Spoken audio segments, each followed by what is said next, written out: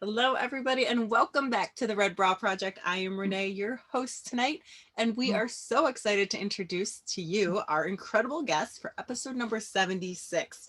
She's going to share so much about her story. She is a heart transplant survivor of 17 years. Oh my gosh, a chef, a podcaster, a Lyfebulb Ambassador, which we're going to learn more about, and so much more. So we've got a lot to dig into. And so tonight I would like to welcome Amanda Dejesus to the Red Bra Project. Thank you so much for joining us. Hi, yes, thank you for having me. I'm so excited.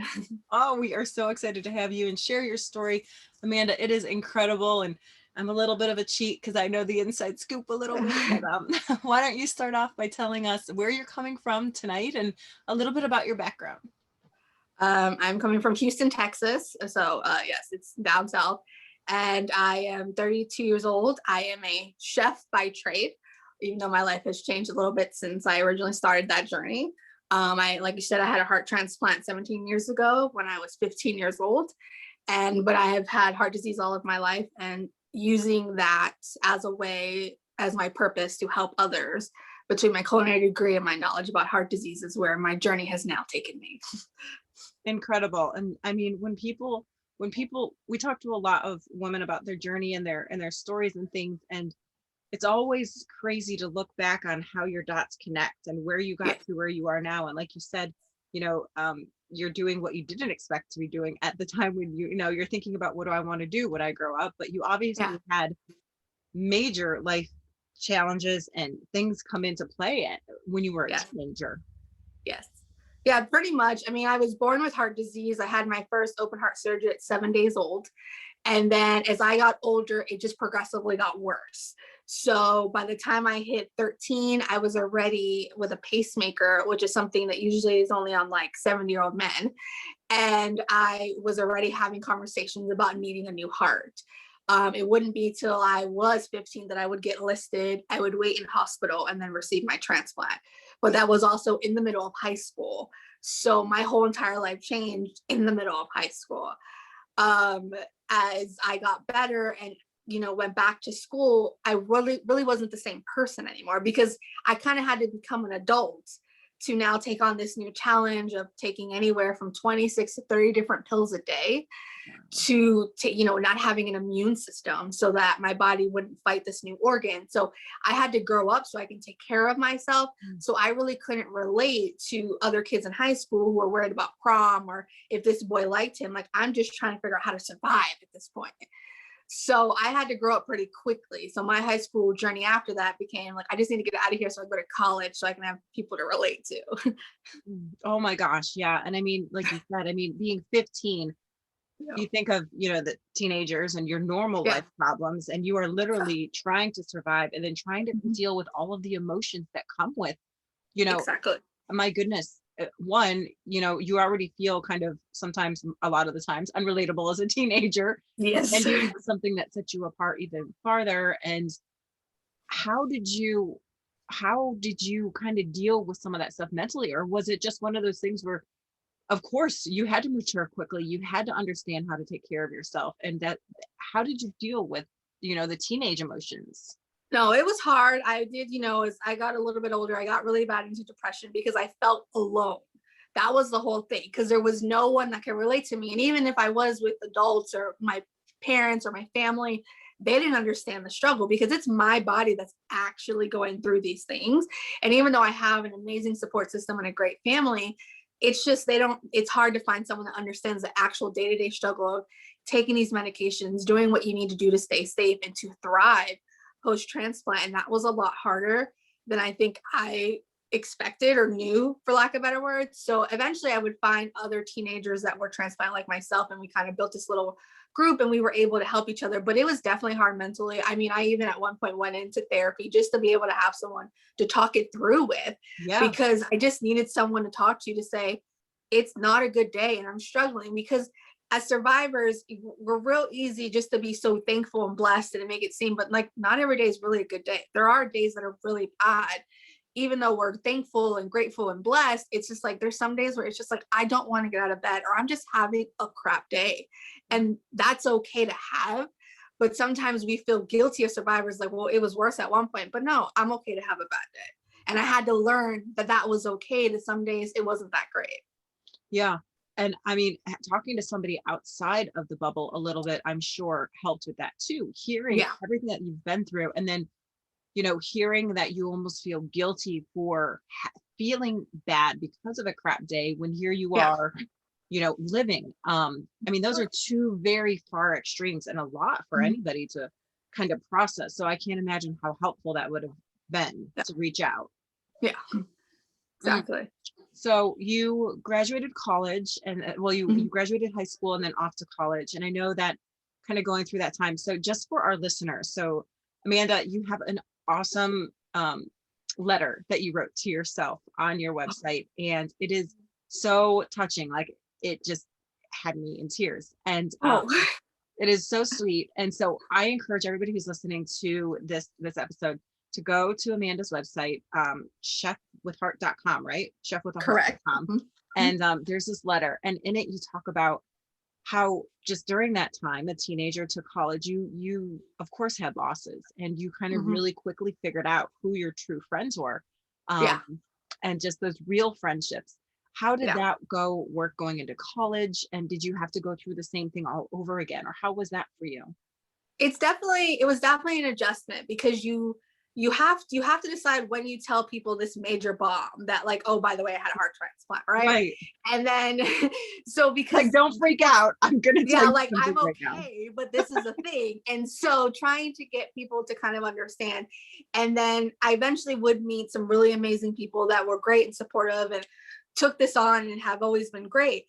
But then you also hit those years where you turn 21 and now people drink alcohol, and you really can't do that because you take so many medications. Yeah. So being able to say, yes, I can go to the bar with you, but I'm not going to drink, but don't feel bad. You can drink. I'll watch you drink. I'll have juice. We'll still have a great time. Yeah. But it all is very much an adjustment. But I had to, really talk to them, because they felt bad. Like, okay, well, we don't, the room's too smoky or this or that. And I'm just like, don't baby me. I've been doing this for years. Right. Just trust me. I'll tell you if I need to go or I don't feel good. But you definitely have to, and that even went with dating, because that's another thing that I struggled with, was the fact that, like, on which date do you tell someone this huge thing? Because this isn't a small thing, this is a huge thing. Yeah. And it's like, do you tell them immediately so they can just, exit out if it's too much, or do you don't do that? See if it's even anything worth lasting, and then you say, oh, by the way. So that was even a struggle for me, because I had to figure out who I was and how I wanted to handle this. And I had to learn that it can't be, hi, I'm Amanda with a heart transplant. Like, hi, I'm Amanda, and I happen to have had a heart transplant. But it took a lot of work to realize that that's what it is. I didn't want this to be my sole identity, because I was finishing up culinary school to become a chef. I wanted to be able to work out in the industry, and I didn't want these restaurants or these chefs to not think they can hire me because of my illness. So I had to learn to just, like, figure out, engage, when do you tell people and when you don't, and how to explain to them that, like, it isn't going to hinder who I am or what I do. Right. And I mean, even with your illness, you would think, that is actually almost incredible to have a chef come in and be able to relate and be able to create dishes, heart healthy dishes, and to be able to relate to some of their own guests or other people with different dietary restrictions and things like that. And here they have this amazing woman who's been going through, dealing with all kinds of things with your heart. You've had a transplant. You've grown up quickly. I mean, it's that in itself, while you have to set them up to hear it, it's a gift to be able to offer that to other people. Yeah. Oh yeah. It was definitely an interesting time. It was really greatly appreciated. I ended up at one point ending up in the hospital area, where I was working in the hospital kitchens, because I wanted to make hospital food taste better, because as someone who's eaten lots of it, it's not that great. So I wanted to be able to help others in that realm.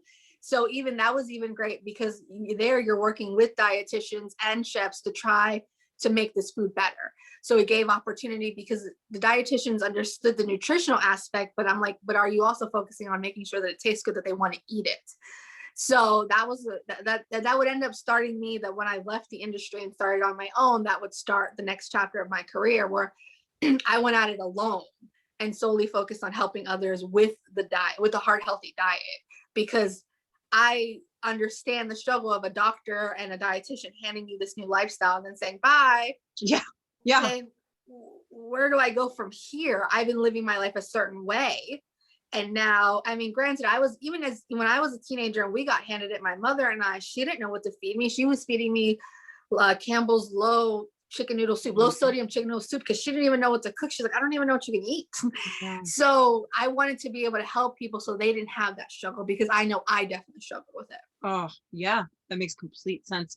Do you find yourself kind of gravitating towards everyone who may need help in dealing with kind of heart transplants and dietary issues and things like that based on things they can't control, or do you gravitate more towards the kids? What do you have a certain goal? No, I'm willing to help anybody. I've helped kids that are now starting a transplant journey, but I've also helped adults. I've also helped outside. I've helped cancer patients who have lost their taste buds and finding foods that taste good. People with kidney problems, liver problems. Just, if they have the dietary restrictions, they kind of tell me, and then we work together. What do you like to eat? I've gone grocery shopping with people. I've taught cooking classes inside of people's homes. I've taught people how to read a food label just so they can know what's in the food they're eating to see if they can eat it. So no, it's very just, I mean, honestly, I'm willing to help anybody, but it always falls in the realm of some kind of chronic illness, because those tend to have the more stricter diets. Yep. And a lot more restrictions of like, there's more that you can't have than you can have. Right. And so finding what you can have and then enjoying it and making it taste good. That's the whole thing. If it doesn't look good, smell good, or taste good, you're not going to eat it. I mean, that's how we eat. We eat with our eyes first, and then our nose, and then we taste it. So if something looks blah or bland, you're not going to want to eat that. And then if it tastes bland, you're definitely not going to want to eat it. And it's not fair. I think that we should still, food is such an important part of our lives. It's how we socialize. There's some foods, it's constantly in our lives.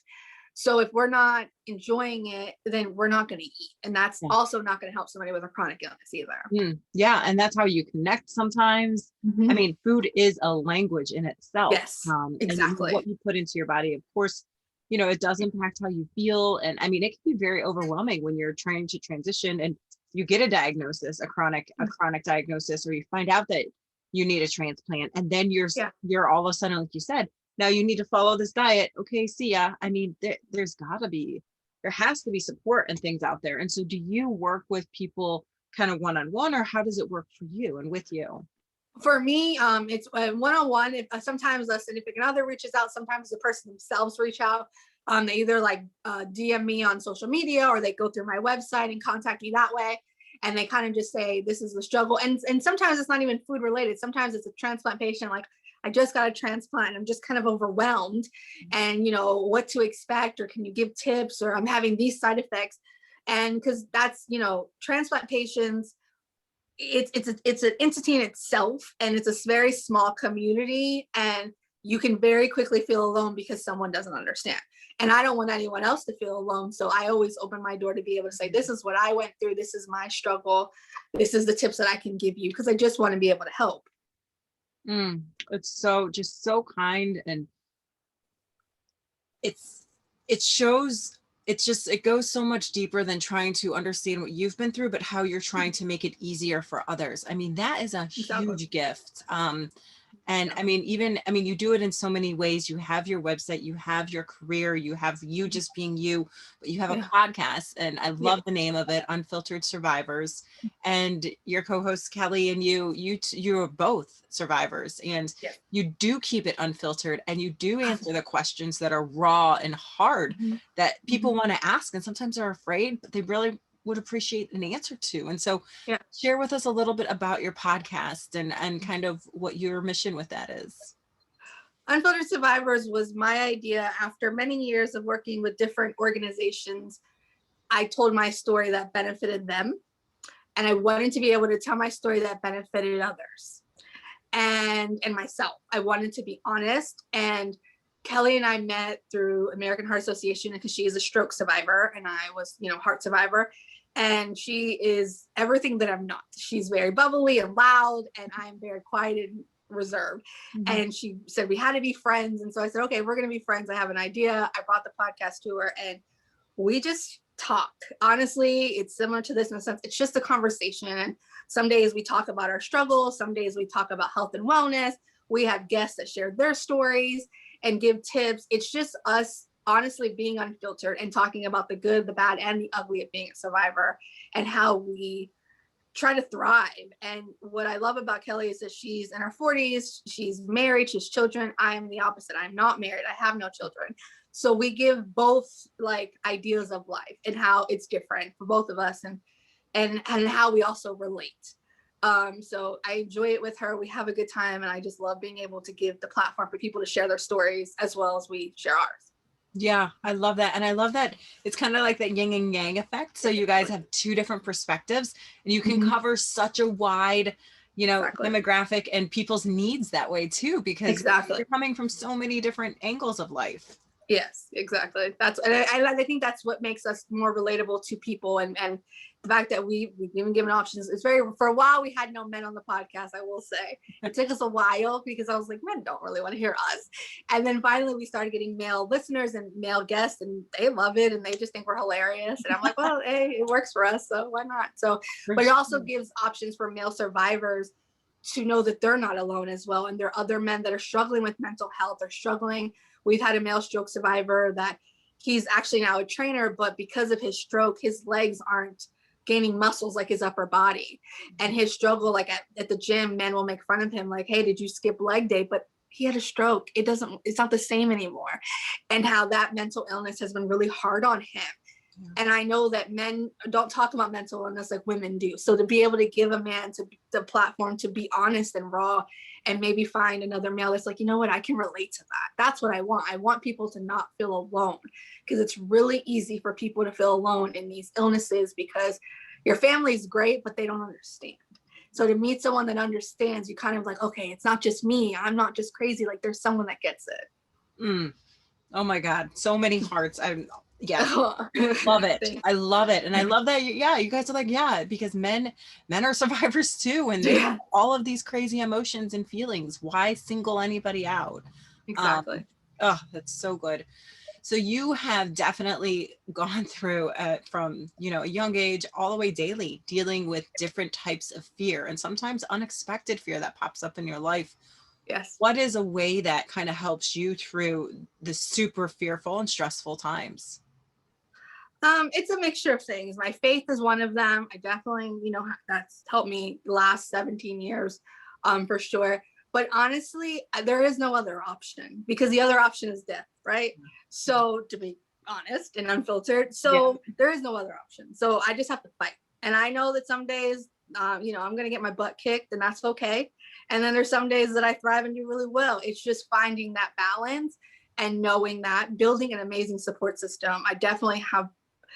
I built probably one of the best support systems I can ever ask for, between my family, my friends, and now my partner.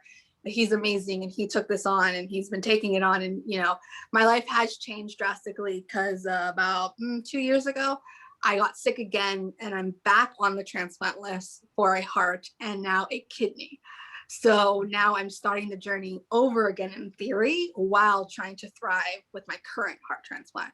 So, and while doing all of this other stuff. So wow. Can we just take a moment? We just take a moment right there and recognize how just incredible you are. And I know that you may not feel that way every day, and you're just doing you. You're just doing Amanda. Yeah. And and I realize that some of this stuff helps you to get through just as much as it helps other people. But that is freaking badass. And so thank you. And thank you for sharing all of that. Yeah. And that's huge. Huge. Yeah, no, it's really a big deal. I wasn't necessarily expecting it. One day I just started not feeling well, and as I started getting checked up, we realized that I was declining, and then we realized that that's where we were, and not realizing it that the kidney went with it. But it's just from all those years of all the drugs that I took, it just kind of messed up my kidneys, which is kind of naturally what happens sometimes. So it became a moment where I realized I had to do this all over again in my 30s, which I wasn't expecting. But in that time, in these past 2 years, many things have happened. I was able to start this podcast with my best friend. I fell in love. I actually met my partner after I got sick. So the fact that I've met this man who's now, I told him, and he's taken this on, and he's he's gone through it with me, and then a pandemic hits, and then Oh, we have a whole new set of fears yeah. because we have a pandemic, and now my life is changing and waiting for this whole thing. I've been lucky enough to be able to wait at home and not in hospital, unlike the first time. This time is very different from the first time. So even though I know a lot of the stuff to prepare myself for, it's just different because the first time I was immediately admitted and I waited every day until that heart came in the hospital. Where here, I've been waiting at home actually. So I've been able to live more of an active life. Like I was saying, doing podcasts, still being able to help people virtually, dating, having more of a social life and spending time with my family, which has been a blessing because in a pandemic, if I would have been waiting in hospital, then I would have had to do it alone. Wow. What no one wants to do. So it's very different, I will say, but I can appreciate this time because now I have a community of people that understand me, that I can understand, and that I was able to go to because I didn't know anything about kidney. I knew everything about heart, but I didn't know anything about kidney. But I had made enough friends and joined a community that the kidney side was able to help me and answer all my questions on what to expect when it came to a kidney transplant, because it's not the same as a heart. Wow. So how long were you on the transplant list for the first time you're waiting for a heart? 3 months. 3 months. You spent 3 months in the hospital waiting. Yes, with my mom. Me and her in Texas Children's Hospital by ourselves waiting. Wow. And now you said it's been 2 years? Yeah, I got officially listed. Yeah, it's been 2 years now that I've been officially listed for heart and kidney on the transplant list. Okay. They need to come from the same person. That was my next question. Okay. They need to come from the same person. It'll help us sustain it longer because when you get a transplant, you get the person's antibodies. And if we were to get the kidney and the heart separately, then that's 2 different sets of antibodies that have to go with my current antibodies, and that's all too much. So it'll be a lot easier for me to avoid rejection and a lot of issues down the road if it all just comes from the same person. Wow, that makes complete sense. And the body's an incredible system, and that does make complete sense. And so they will actually do the procedure. They'll do the transplant both at the same time during the same surgery. Correct. Wow. And you have you been able to connect with other survivors who needed both, and you talk through things? Yes, I've been able to connect with survivors. I've gotten both. I've gotten able to connect with survivors that just got a kidney and second stuff. So I've been able to talk to other people and see what that was like, what recovery was like, and then how you transition. Because like right now I go to dialysis 3 days a week. So Monday, Wednesday, Friday, I'm spending 4 hours at a clinic doing dialysis. So that kind of changes my life in the sense of like it's in theory like having a job. Really it is. Yeah. And then on top of that, still doing my normal life of trying to help others and podcasting, all this kind of stuff. And trying not to let fear and worry and everything else consume your daily thoughts. Yes. And then still having to go to dialysis during a pandemic. Yeah. So, and having those fears and anxieties as well. So it's definitely, I don't think I would have survived this long, I will say, if I didn't work on the mental health and building that mental toughness and learning coping mechanisms in my 20s so that I can now thrive in my 30s, as I like to say. Like I lived my life. I will say that I have done things I never thought I would do. I've traveled. Like before I got sick, I made sure I lived life because that's what this teaches you anyways.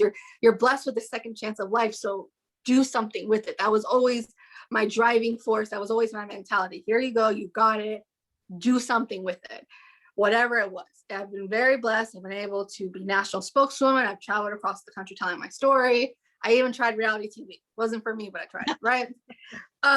So been there, done that, right? Yeah. Well, no, it was, it is what it is. So, but I've done many things and I'm very blessed and fortunate. And I continue to make those memories.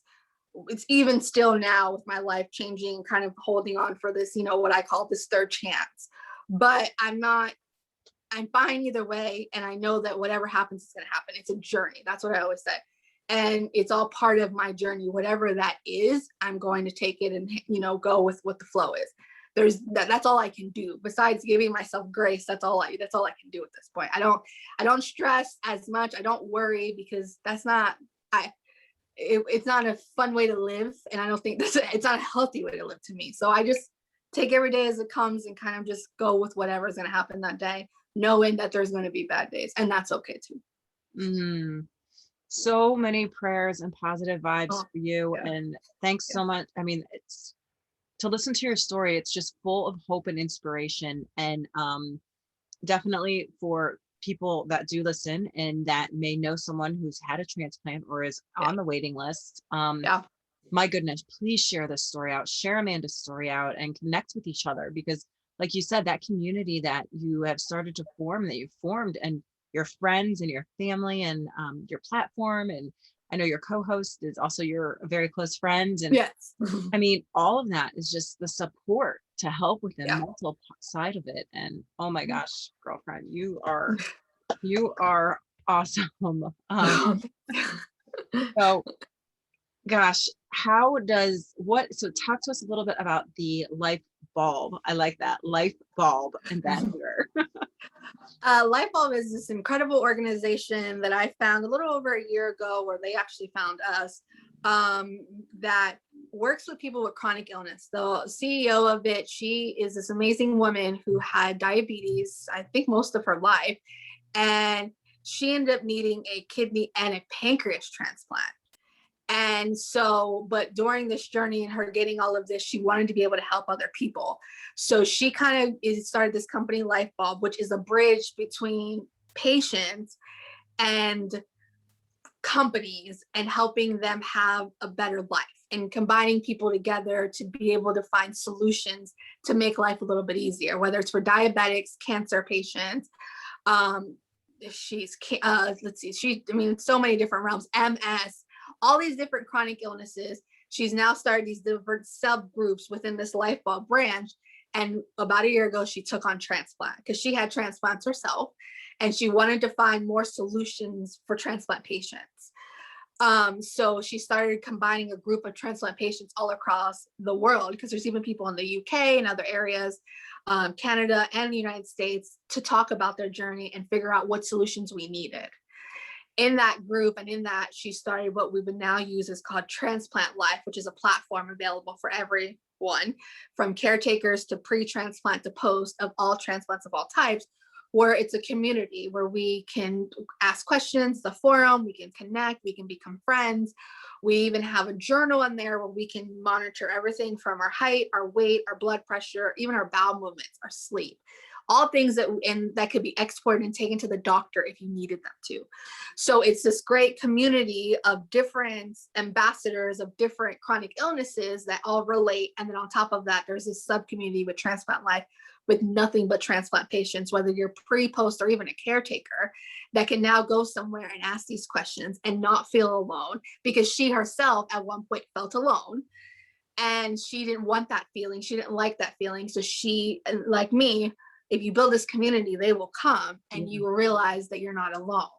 And now we have this platform where we talk about everything from side effects to, can we get a tattoo, to, how do you handle the vaccine? How are you doing in this pandemic? To me, every week I post a different recipe for people to try, just to keep it interesting. And I've also helped people on there with, finding diets and lifestyles and finding foods they can eat.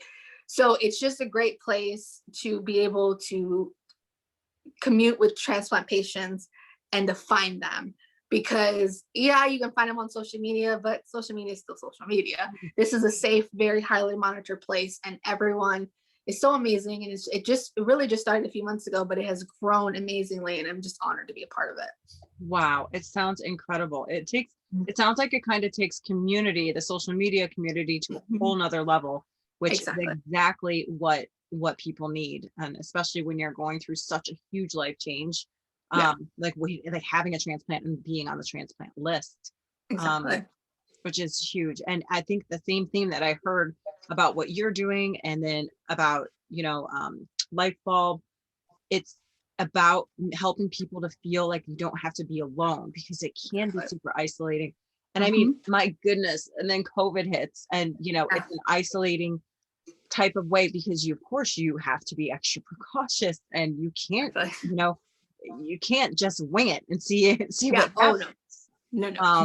My gosh. So I mean, the timing couldn't have been better in terms Yeah. of what you're talking about to build a community. And I think Yeah. for anyone listening, please, well, and I mean, Amanda, you can probably say it better than I can, but if you're going through this and you're feeling so alone, reach out and connect. Oh yeah. And even if it's, your own family members, or, you have to be able to talk to someone. You have to find someone, whoever that person is, to be able to say, I'm struggling. And it's okay to struggle, because everyone is struggling right now in this pandemic. That's just whatever. But then on top of that, we're isolated even more, because we have to be extremely careful, because you're immunosuppressed. You have no immune system. Yeah. So you don't have an immune system to fight off a common cold, let alone this virus. Right. So the isolation is very hard. So luckily technology has advanced in 17 years, because back when I first got transplanted, there was none of this, right? It was just phone calls. I mean, barely texting was barely a thing at that point, really. So now there's so much stuff so I say to people, check on each other, reach out, say hello. You don't realize how much saying hello to someone, or I'll send my friends text messages like, hey, I just want to send some positive vibes your way. You crossed my mind. I just want to send it. But people don't realize how much of difference that can make in someone's day, because if someone is having a rough day, they can be like, oh, I needed that, and it just makes a difference. So especially with all of this and isolation and all that kind of stuff, it's real.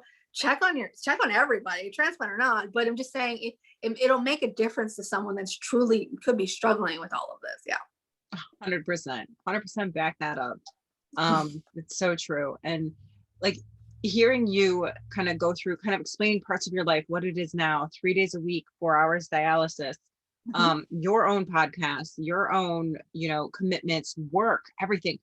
How do you make sure to put you first and kind of balance and decompress when you need to? And what does that look like? Like, how do you get your decompression time? Meditation, yoga, for sure. That's definitely, I love those moments.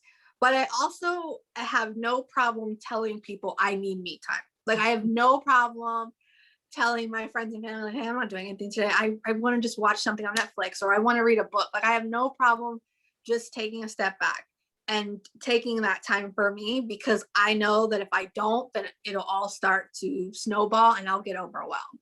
Yeah. So if I know treatment was really rough that day, maybe I had plans, I'm really quick to be like, hey, treatment was rough today. I'm just going to stay home and lay down. It's so important to, put yourself first and say no. And that's okay. I know a lot of people have a hard time, like they feel bad, or look, stuff happens. Life has to happen. You just have to sometimes put yourself first. And the one thing I will say I love about, the people in my life is that they know that if I'm telling them no, I don't feel good, or I just need some mental time, and they just know to let it be. And even that's for obligations. There have been times where I was supposed to record with Kelly, and I just say, hey, I can't do it today. We're going to have to find another day. And she's like, okay, because she understands, but you have to take those moments, because if not, you could put yourself in a really bad place, or you can become overwhelmed, and that's not fair.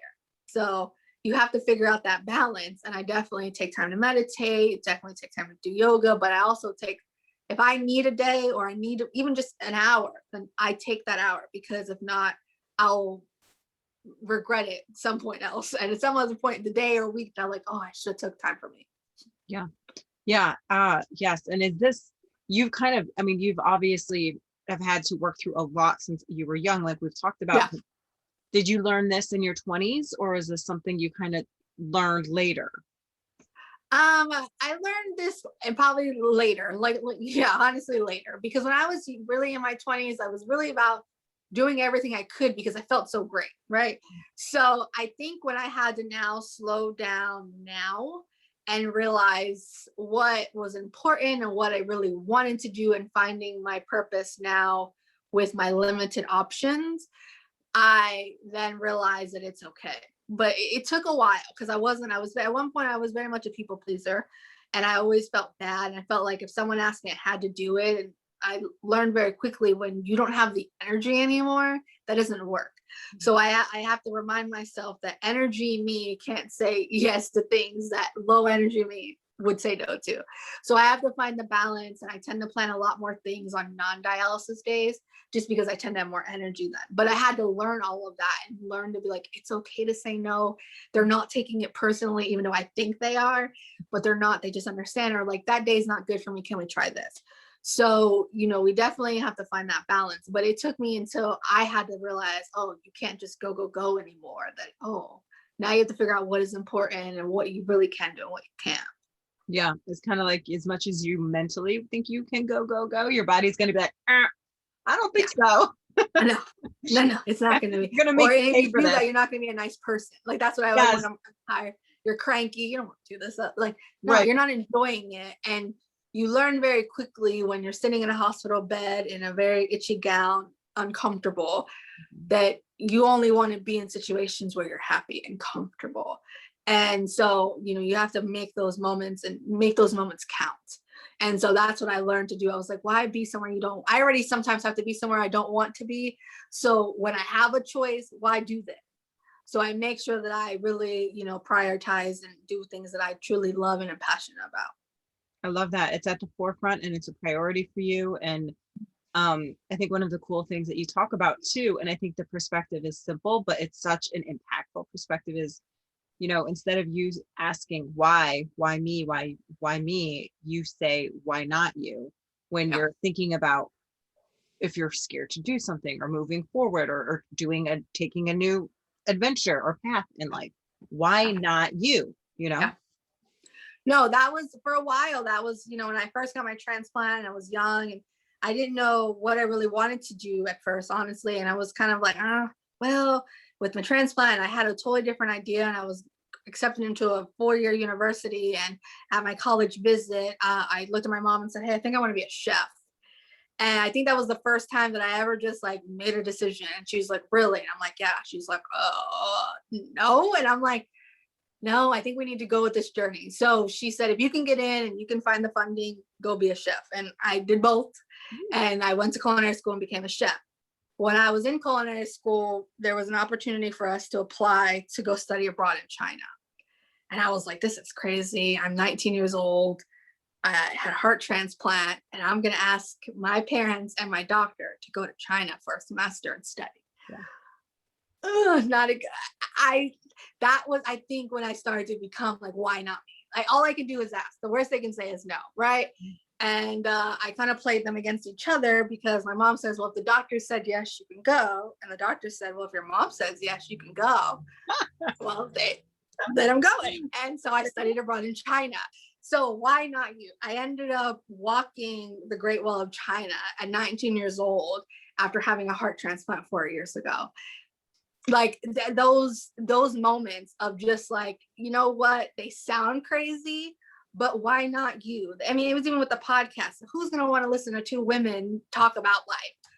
Oh, there's people that are going to listen. Why not? Just why not? I mean, even when I applied for a reality TV show, I was on the show called Tackle My Ride, which is a version of Pimp My Ride, but for the NFL Network. Okay. And they change your car into your favorite NFL team. Anyone who knows me knows I'm unhealthily obsessed with the Pittsburgh Steelers. I don't live in Pittsburgh. Like I said, I live in Houston. Been a Steeler fan since middle school, and I love them and obsessed, right? So my sister, and I showed her this link to the show, like, hey, they're looking for people. And the description of what they were looking for were people that do stuff in the community, that have a really bad car, and have an NFL team that they love. And my sister said, oh, that's you. So she applied without really telling me. And next thing you know, the NFL Network is at my front door, ready to tackle my ride. It was an experience, to say the least. You can still see it on YouTube. If you YouTube Tackle My Ride, you can see my crazy episode and the insanity that I was. But why not me? That was a why not me moment of, why not me have a crazy Pittsburgh Steelers car while I drive the streets of Houston, Texas? And that's what I do on a very consistent basis. But I say that to say to everyone, why not you? Even if it scares you, even if you think they're not going to pick me, or even jobs, even with Kelly, and I have to remind her, apply. Why not you? You can find a million reasons why not, but can you find a million reasons why? And so that's what it is. Yes, I am who I am, and I'm very much take me as you see me, and you either love me or you hate me, but I have a lot to offer, so why not? The worst they can say is no, and then you just try the next thing. It wasn't for you. This is like the best pep talk ever. This is the best. This should be like a mini TEDx right here. Why not you, right? Yeah. Well, I mean, but why not? Why Yeah, not? I love it. Oh my gosh. From walking the Berlin Wall at 19. Yeah, you're right. Who would have thought? Yeah. And they both said yes. I like how you played Yeah. against them. Yeah, and they, because I guess the other one thought the other one would say no, so they're like, oh, and I'm like, oh yeah, you both said yes, so I'm going. Bye. And it was a beautiful and amazing experience. I was able to study under master chefs and learn so much. And they eat very differently than we do, and those techniques were able to help me help others, because it was just a different style of cooking than what we're used to here. So, and trying different foods. So it definitely opened my range and was able to help me help others, ironically going to China, and just having that experience of going to another country is always amazing. Yeah, so cool. I'm just curious, what did you think your initial career path was going to be? I thought I was going to be an athletic trainer, actually. I was an athletic trainer all through middle school and high school. I loved it. I was really passionate about it, and I was going to go study at the University of Houston and do that. And there was something after my transplant, after your transplant, you're back in the day, it's different now. You were stuck at home in isolation for 6 months straight. You couldn't go anywhere except to doctor's appointments. So I'm 15 years old. I can't go back to school. I'm stuck at home with my mom, and I adore my mom, and she's one of my best friends, but you get tired of looking at each other. But I started cooking and baking all the time because it would give me something to do. And I fell in love with cooking after my transplant. We like to say that my donor heart gave this to me, but we don't know that answer for sure. I've never met my donor family. By their choice, I've always sent them things and updated them as life has happened, but it's always, a choice between recipient and donor, whether they meet, and our donor family just hasn't been ready. And I fully respect that and understand that. It's hard. Every day that I'm celebrating another day of life, that's another life without their loved one. And I understand that's what happened. But with that, it's funny that after my transplant, I fell in love with cooking and food. So for those 6 months, all I did was cook and bake for my mom and I fell in love with cooking. And even when I went back to school, I was still loving it. And I said, well, I love food. I love to cook. Why not try it? And that was kind of where I went with it. I liked athletic training at that point, but it wasn't the same. My heart wasn't the same anymore. I changed with my transplant. And I thought that was something easier for me to do with where I was at that point in my life. Yeah. And the best part is that you listen to your inner compass. Like you listen to that. Oh yeah. That thing that felt like it dropped out of nowhere, and your mom's like, you want to what? Okay. Well, we're like literally standing on the campus, and she's like, we're like touring the school you're supposed to go to in 2 months. I'm like, yeah, no, but I want to go to culinary school. So I'm not a mother, but I'm sure mothers are like, oh yeah, that would give me anxiety too. Aw. And talking about your mom, I know you said you guys have a really great relationship, and it's developed over the years. Yeah. We all learn to appreciate, I think, different relationships at different times. Oh yeah. But she sounds like she's an incredible role model in your life. Oh no, she's amazing. And she's, I mean, granted, we have other family members. I have an older sister, but she and I had to go through that first journey alone. Literally, my sister was off to college, and then I would get sick. So she was still at school away in college, and my mom and I did it alone for so many months. And she's been my number one caretaker. And even as I now have a partner and that kind of stuff, and he's learning that realm, he's always just like, oh no, your mom is still going to be number one, because she knows and she just gets it. Her and I work together, and we get each other, and she understands the journey. But in that, we just became best friends because we're always together. That's just really what it is. Yeah. And luckily we have that great relationship where we can have that honesty though, of when I'm like, this is hard, or I'm, whatever. And she's taught me how to advocate for myself, because she advocated for me as a kid. But now when this journey came around a second time, I had to advocate for myself. I had to sign those papers saying, yes, I'm going to do this, before she did, even though she always asked me, because she said it when I got sick. This is up to you. You're 15 years old, but you're the one who has to live with it, not me. So she didn't make the decision for me. She always said, I would respect whatever you do. And again, I'm not a mom, but I can imagine if your kid is sick, you're not going to want to leave it to them, because what if they said no? And so I obviously did not say no. And now as an adult, it was the same thing, where she's like, this is all on you, because you're an adult now. I don't even have a say anymore. And she just said that, what she did was she signed up to be my caretaker for the second time. But it's a lot different. But she definitely taught me how to advocate for myself, how to take care of myself and to make sure that I'm always okay in every situation. So she's incredible. Oh, shout out to mom. Amazing. Yes. We might have to have her on as a guest next. Oh no, she's incredible. She has her own stories and she's wonderful. Yes. Oh, that's so awesome. It's so great to hear your support system. And even, starting off as a teenager and going through things, even, younger than a teenager and feeling so isolated. And, teens we can be mean to each other when we're teenagers. We don't know what we know. Yes.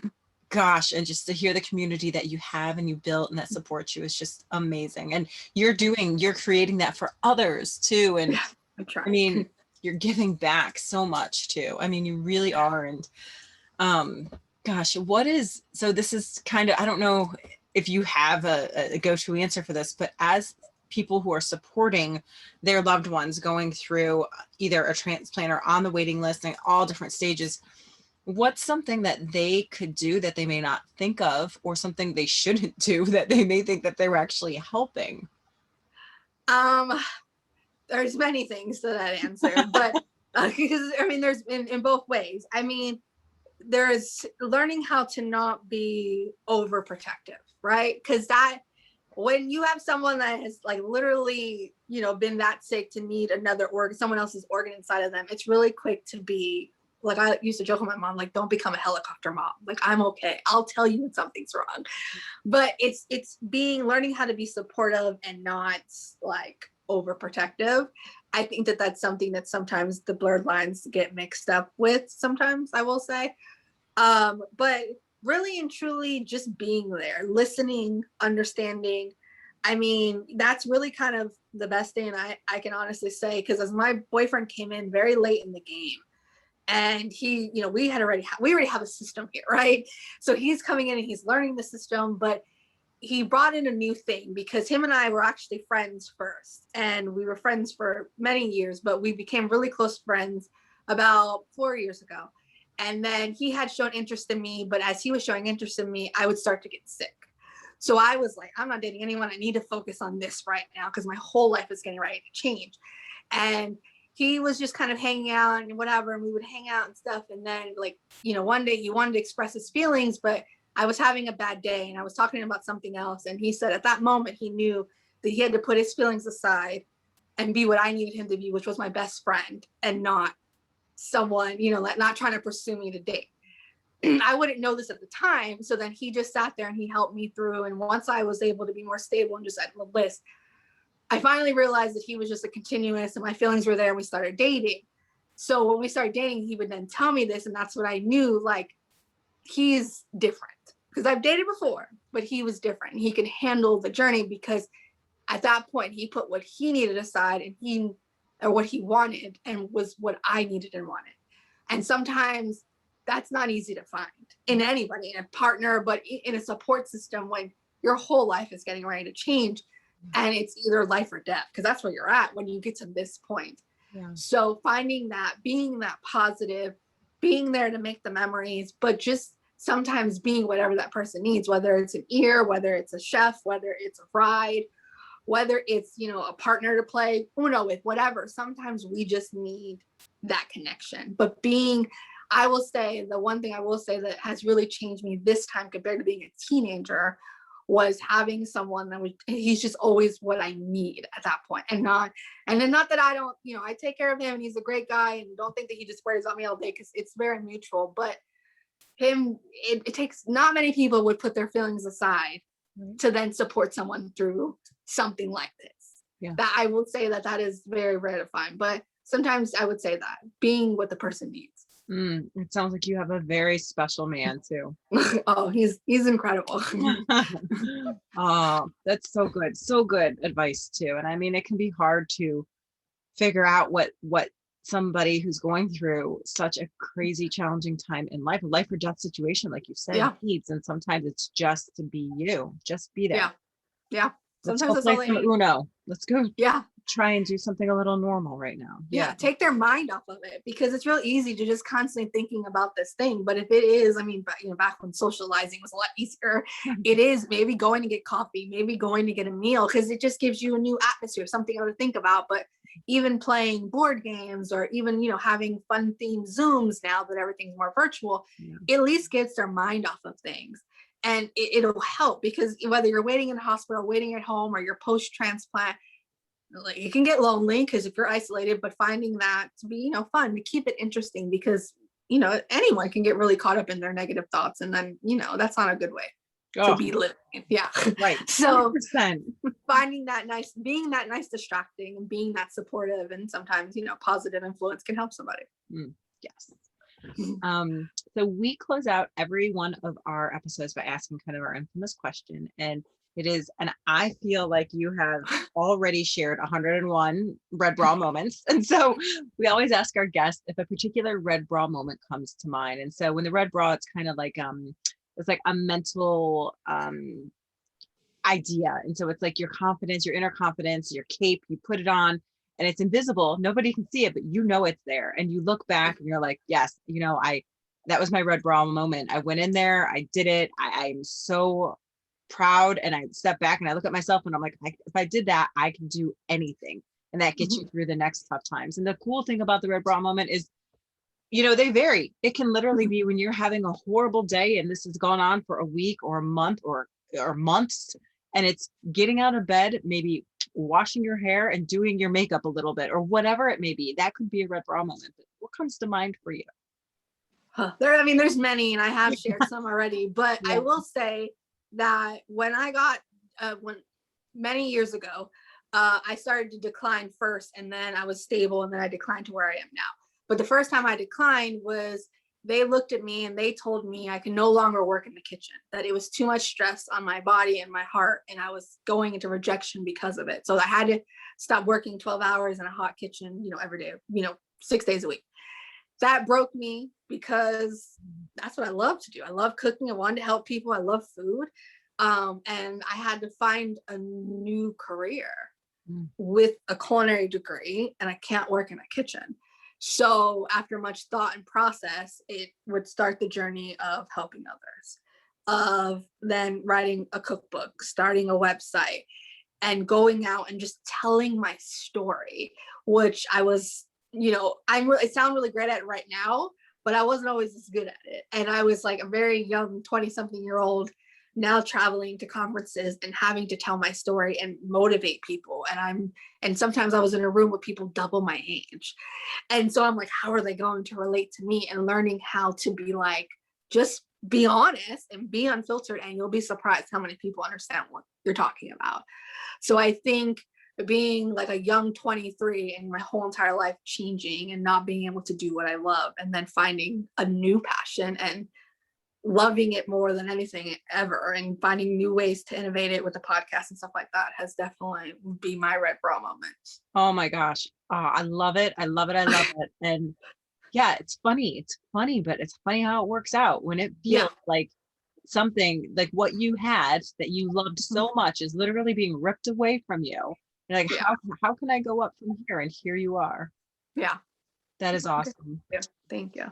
Tell all of our listeners how they can connect to you if they want to connect somebody who is going through a transplant, or has had one, or is on the waiting list, or even if they just want to reach out and follow you for some freaking kick-ass inspiration, because you are so good.